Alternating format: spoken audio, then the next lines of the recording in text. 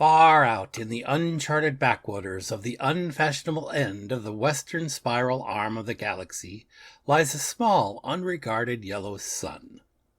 Orbiting this at a distance of roughly 92 million miles is an utterly insignificant little blue-green planet whose ape-descendant life forms are so amazingly primitive that two of them still think doing a podcast called Digital Watches are a pretty neat idea is a pretty neat idea. These podcasters have, or rather had, a problem, which was this. Actually, this is the solution. We followed a dreamer and made a podcast where people could share the concept that digital watches are a pretty neat idea. We followed a man who said, let's think the unthinkable. Let's do the undoable. Let us prepare to grapple with the ineffable itself and see if we may not F it after all. Come meet the two men who know how to F things up better than most. Your hosts, Brian and Jeff.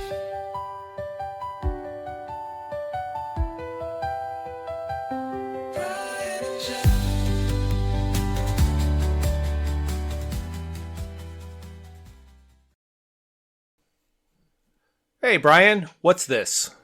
Well, Jeff, this is the 6th issue of Dirk Gently's Holistic Detective Agency's The Salmon of Doubt. And based on the cover we're looking at, it looks like Dirk's got himself in a sticky situation. Yes, he does. So what'd you think about that theme song there, bud? Well, I thought it was great, and I had the pleasure of editing it down, even though it's still over a minute long. But I was quite amazed at how many times they sung our name over and over and over. Oh, yeah. I mean, the original version was, 2.5 minutes long or almost 3 minutes, I think. Something like that. And everything I cut out was our names. Yeah, exactly. That's what that AI thing seems to do, you know. They give you 3-minute songs. Right. No, I really loved it. I thought it was great. I just love the way they say our names. Yeah, except Jeff is supposed to come first. Yeah, well, I thought about that. But B is before J, so... And it does sound better in the song. Has a better ring to it in the song the other way around. Oh, boy. So let's talk about the sticky situation that Dirk is in. Yeah, let's talk about that sticky situation. Well, the title on the cover says, Rowdy 3 Become 1. Yes. So this issue must be about the Rowdy 3. All 4 of them. Yes, and when we're looking at the picture, there's a couple embracing tongue to tongue. Yes. Almost, because there's something in the way. That's right. Dirk is right jammed in the middle of everything. Yes, you heard that right. Dirk is between the two tongues of the people who are trying to kiss. And there's 3 little cherubs shooting arrows at them, which I suppose represent the Rowdy 3. I think it would be Amanda and whoever the leader of the Rowdy 3 was in the TV show. I don't remember what his name was, but there was one guy who was in charge. Right, exactly. So quite an entertaining cover before we even get started. Yes. Well, we will go inside and we will see the previously on. And like the last issue, all panels from other issues and text boxes that are explaining the through line. And the first 4 of the text boxes are all the same. I wanted to use Reg's time machine to investigate my childhood, but Sally was transported to an alternate timeline and met child other me, whilst I met a sister and brother afflicted with pararibulitis, avoided an old friend, Colonel Riggins, and then the new information, ran into an overprotective father named Simon Black, whose daughter Farah needed help, so I called in Other Dirk. Remember, everything is connected. Right. So we'll go to the next page and we will see if there is anybody new making an appearance in this issue. So the Dramatis Personae. It appears that pretty much everybody who we've been introduced to is making an appearance. The only new picture on this page is a picture of one of the Rowdy Three. Yep. And it says below it, Chaos Embodied ×4. Right. Because, of course, as we know, there's 4 members of the Rowdy Three. Right.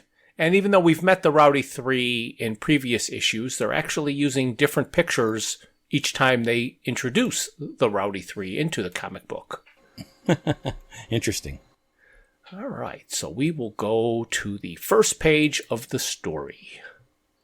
Well, Jeff, this page is reminiscent of a previous page in this comic book series where we're looking at a silhouette of Sally as she's lit up in the background by the multiple monitors that she's staring into as she's having basically an internal dialogue. Yes. She's kind of describing the images on the TV that she sees. She's looking at childhoods he's never had, and a mysterious military figure. This guy, he's in charge of the Blackwing stuff. Picture of Bart is people with powers like his. Then, like we've said many different times about this entire comic series, looking at Amanda on fire saying, not sure what's happening here. And then she sees a picture of the Rowdy Three, all 4 of them, in the bottom left-hand corner. Right. And, well, now I kind of understand the cover page, because actually it looks like the little cherubs on the front must be the Rowdy Three. And even though we're expecting it to have been Amanda on the cover, when Sally is looking at the Rowdy Three, she says that these guys were the ones who escaped. Really cute. Hey, I'm doing this for Dirk, but girls got needs. So, maybe that's Sally on the cover. Maybe. So in the bottom right-hand panel, we have Sally remarking once again to the hi-fi. She says, okay, Mr. Microwave, I know where I want to go next. And the hi-fi says, I am not a microwave. So, she quit calling him a hi-fi. Right. So we'll move on to page 4 and 5. Because once again, a double page. So they really take advantage of these double pages with their artwork. So we find out we are in Seattle. And there's an overview of the street. And Dirk is looking at the crowd of people, basically complaining that everybody seems to walk like they know where they're going, even when they don't.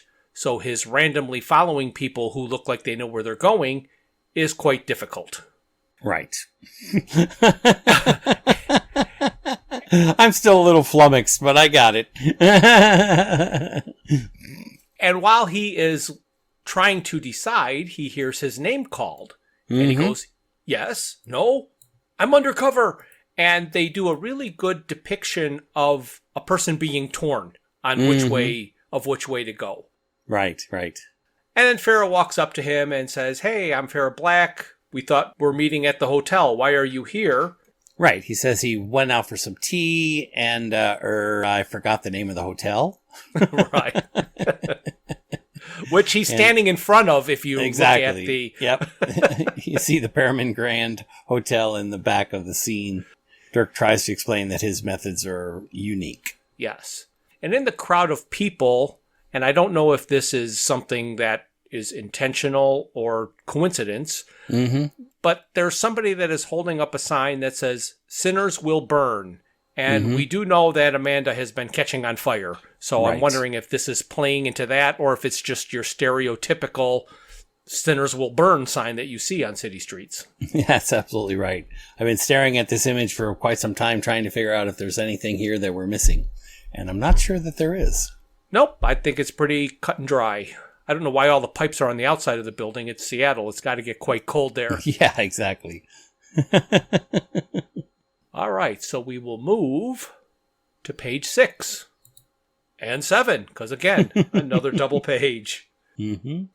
So the overview of the double page is a building that Dirk is on the top of, looking down with his binoculars and a parabolic microphone, keeping an eye on the other me. And he sees Farah taking Dirk over to the Pyramid Grand, and I'm kind of impressed with Dirk's observation skills.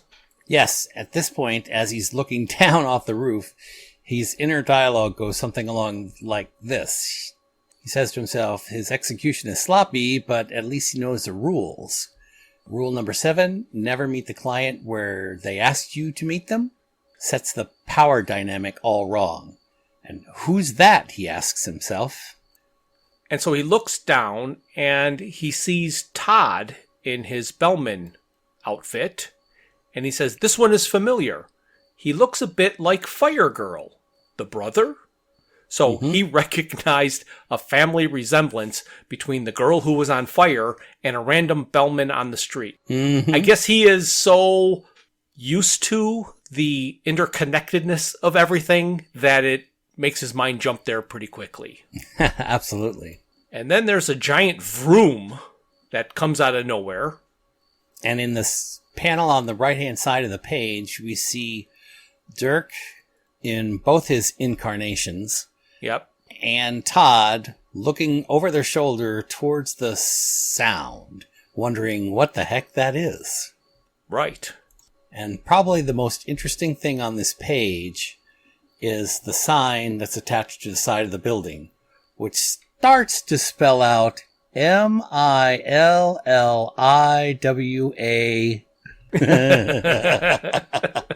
Yes.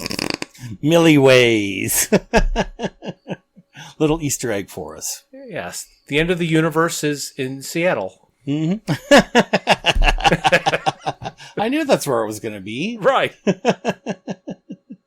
So we will move to page 8. Well, the large vroom noise was the Rowdy 3 van tearing up the road. And Dirk is now terrified. Both of his incarnations are terrified. Yes. The one with Farah seems to want to go back and find tea at the hotel. Right. While the one on the roof has a different thought. He decided that the other Dirk being scared was a clue, and he likes clues, even the terrifying ones. So we'll move to page 9. So on this page, we are inside the van of the Rowdy 3, and they are being rowdy. Yep. They have loud music playing. They're swinging bats at each other, tempting each other to hit them. Yes. Hit me. It's no fun unless you hit me. You know, if I had a nickel. The odd part about the interior of the van, to me, seems to be that they have chains suspended at various places from the roof of the van. Just hanging there, just some big old chains. Right. I guess to randomly hit them when they go around corners. I guess so. But the driver must have seen something and just slams on the brakes.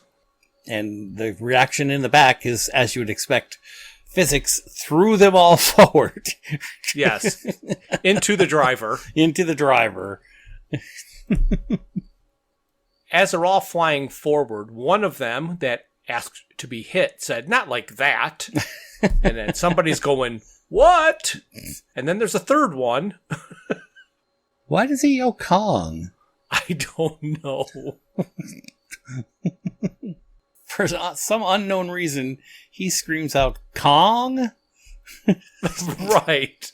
So, unsure on what that is. Exactly. Bats are flying and chains are flinging, but who knows what's happening? Right. So we'll go to page 10.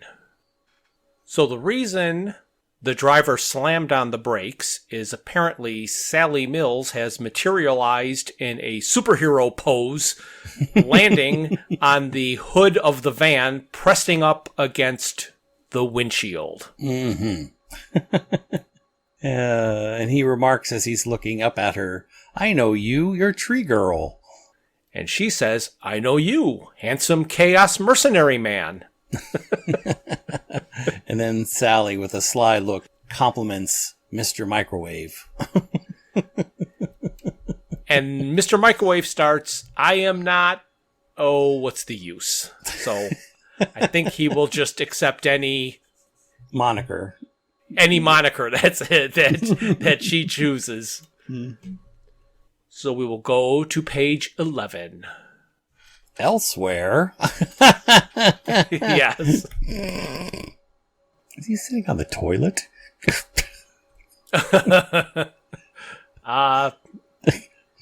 Jeez. There's no evidence to suggest otherwise, but no evidence that is conclusively proving he is.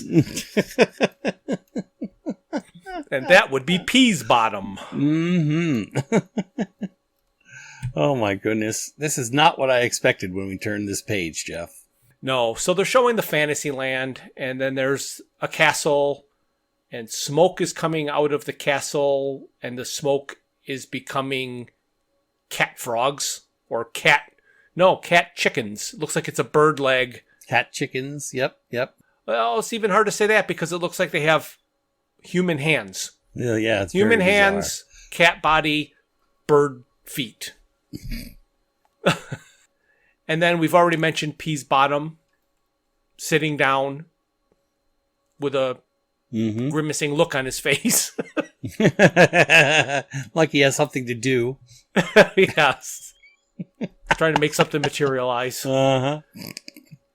And we've got the Frogators, or whatever we called them. Yes. Still in their battle. And I believe last episode I spoke and I said, well, at least there isn't a moat. Well, evidently there is a moat. Oh my gosh, you're right. Holy moly. We got a moat.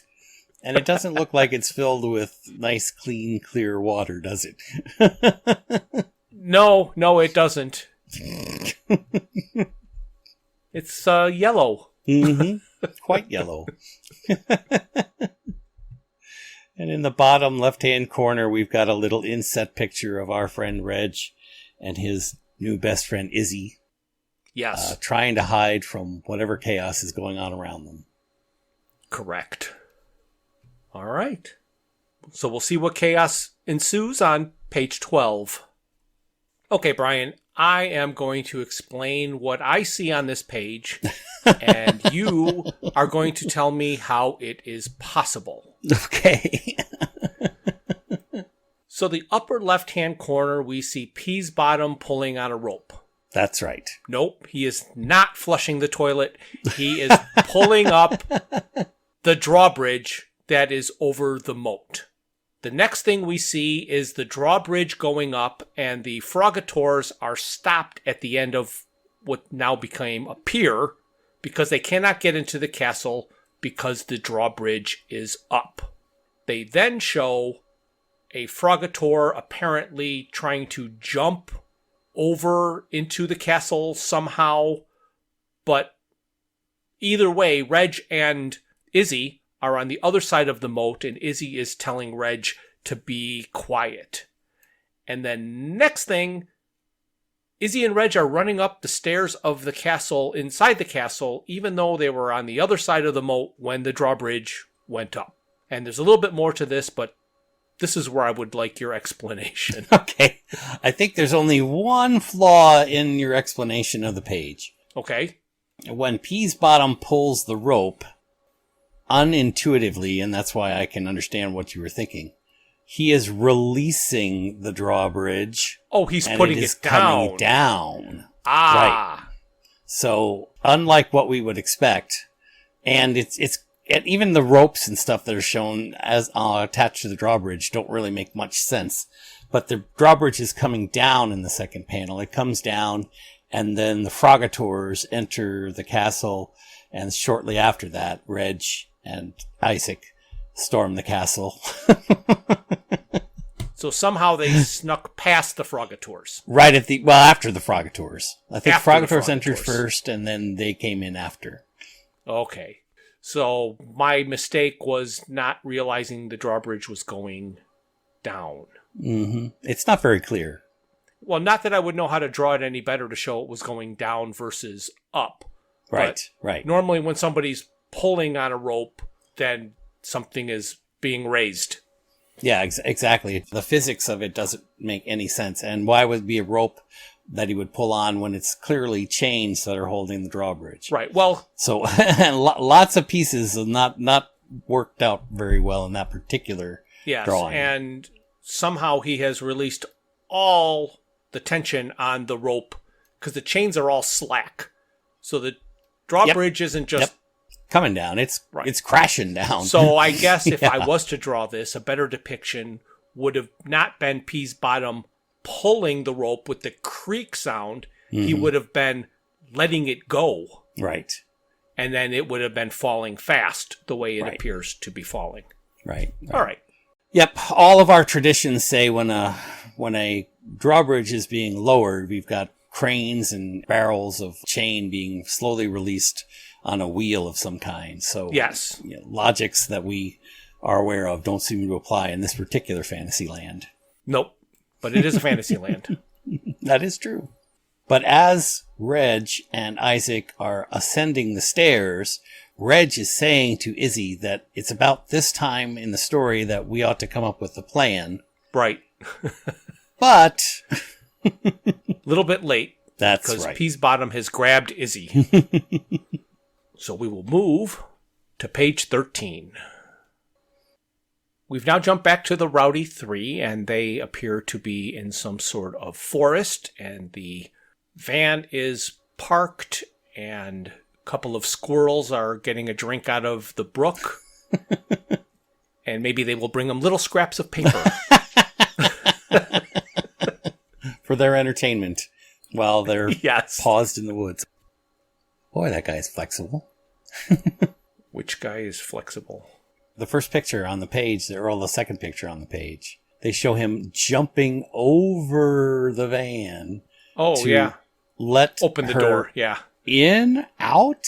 I guess out at this point, because they're out in the woods. All right, so they've had a little bit of a ride. But he does like a backflip over the van. Yes. And he lets Sally out of the van, saying, "Lady?" And she's like, "Thank you." So being very formal. Yes, very formal. Then they're all sitting around in a group, and Sally says, "So let me understand this. You guys are in that facility." And one of them says, "Blackwing had no facilities." Another one replies, "No stars, negative TripAdvisor." One of them says, "They had room service?" On metal trays with plastic cutlery. And then he says, "Blackwing was a prison. Rowdies weren't meant to be kept in no cage." Mm-hmm. All right. So we'll go to page 14. So Sally asks them basically why they were put in prison. And she said that Svlad, the little boy, said it held people with unique abilities. "What can you do? Show me." And the leader says, carefully, to the other three. And then all four of them seem to suck out Sally. Life forces, anyway. Yes. Well, that's a different interpretation of it. Yes. Oh, my goodness. But she does seem to enjoy it quite a bit. But just read what Sally said. She says... and perform this. Don't just read the words. I would like you to perform what Sally said. Oh, I don't know about that. Oh, you can goes, do it. Oh my God. And then she's sitting there very satisfied with a big smile on her face. And two of them look confused, like they've never had that reaction before. Mm-hmm. So on to page 15. So on this page, we start by seeing Sally with her eyes closed, and then they slowly open, and she says, well, that's some ability. And in the next part of the panel, she's in the embrace of the leader as if she'd fainted and he was catching her. Yes. And he's saying, as I suspected, not everyone reacts the way you did. I didn't want to hurt you. And she says, oh, you didn't hurt me. No. Quite the opposite, actually. And she's got butterflies landing on her. And he's like, but you passed out.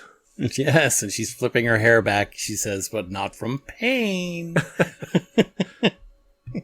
And she asks, where are the others? Oh, subtle as a rock, huh?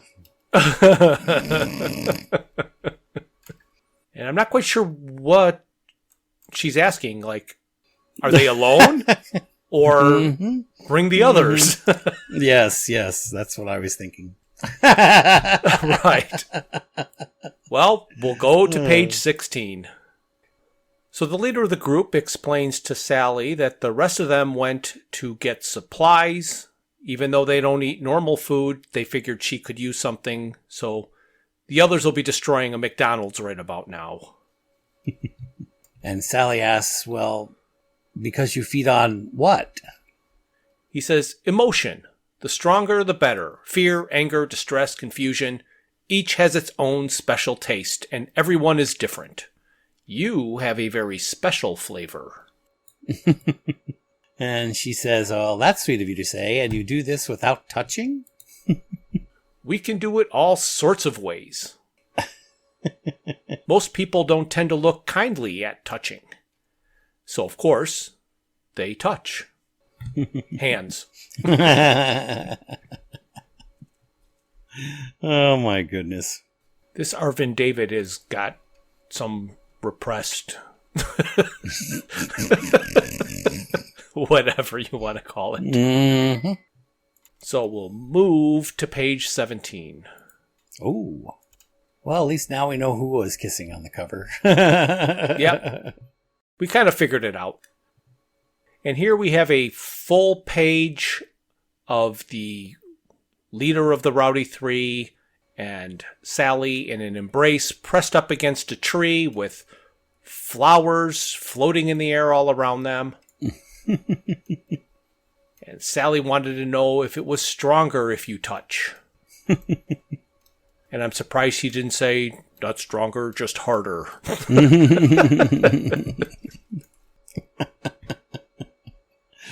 Oh, boy. Not nearly as graphic as our scene from the previous series. No, the Spoon Too Short African safari scene was a little more graphic. But this is a very well-drawn, beautiful page, regardless. It is, and it kind of implies that the embrace is what's producing the flowers, which is kind of neat. Yes. So we'll move to page 18. So it appears that the leader of the group and Sally have retired to the van, and Dirk is arriving on a bicycle. Mm-hmm. And again, I'm a little bit upset with, not liking the fact that the Dirk dialogue is for the other Dirk, not this Dirk. This Dirk is saying things that the other Dirk would say, but this one wouldn't, or hasn't really too much so far. Mm-hmm. Mm-hmm. So he's saying, never let it be said that I can't do follow that van. I totally can follow that van. And then when he gets to the van, he says, prepare to be holistically investigated, scary van people. And I don't see him saying that. That's the other Dirk. Mm-hmm. Mm-hmm. And then finally, this is the last page in this comic and the last panel Yeah. on this page. It's Dirk encountering Sally. And he says, "What the?" Sally responds, Dirk! and then Dirk responds, "Sally, what are you doing? And who is he? And what are you doing with him?" And then evidently the other guy says, "I'm Martin. I don't know you, but you smell very familiar." Oh my gosh. And then, of course, it says at the bottom, "To be continued." Yes. And unlike on previous issues, there's no indication of what the next issue's title would be. No, there isn't. A mystery. It's kind of interesting because the bike, in the upper panel of, you can see the front headlight or plate on the bike, and it says City Bikes. Mm-hmm. In other words, one of those rent-a-bikes Rent-a-bike, that yes. he's absconded with and drove it out to the country on. You don't think he rented it? Oh, yes, of course he did. He whipped out his cell phone and rented that bike. Oh my gosh. It's Seattle after all. There's lots of free bikes lying around, you know? That's right. And one of the things that I guess I'm a little bit surprised by, and I'm going to refer back to the TV show, this is a comic book. So you can do or draw whatever you want. There's no budget on creating something. Right. The Rowdy 3 van in the TV show was much better than what they have drawn here. Yes. This is just a van with some squiggly Rowdy 3 written in just no specific style or character or makes it look menacing in any way. Right. When the Rowdy 3 van showed up on the TV show, you knew it was something bad. Yes, absolutely. Absolutely. That is correct. And I think it's odd, too, because if you look up on top, it's absolutely packed full of supplies and stuff. Luggage. On the top of the van. Luggage and stuff. Yeah, it's weird. Yeah. It's weird. It's very strange. Well, I didn't anticipate this book ending quite like this, did you? I didn't, but since it did, I just want to say this is the end, but you didn't ask me what was happening next week, so I could. It was a perfect place to end it. I so know. Well, do you want to go what? and do that? I mean, we can. I'm fill just in ending some it. More. This is the end. You have to guess what's next time. We saw them before when they were shooting down the plane with, what was his name? The guy that they shot with the slingshot up into the helicopter. Oh, right. He's the fourth member of the Rowdy 3. Yeah. I don't remember what his name is. Damn it. Sorry. How can we be so unprepared? Well, because we had no idea. We didn't look ahead. Thank you for listening to this. A new episode is released on the first Thursday of every month. Visit our website at digitalwatchesareaprettyneatidea.buzzsprout.com.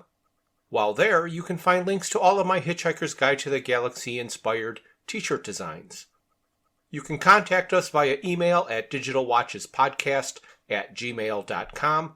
You can find us on YouTube and Facebook at Digital Watches Are a Pretty Neat Idea. You can message us on Twitter, or should I say X, at Watches Idea, and our Instagram is Watches Idea Podcast. This has been a Froods for Thought production, darling. This has been a Froods for Thought production, darling. This has been a Froods for Thought production, darling. This has been a Froods for Thought production, darling. This has been a Froods for Thought production.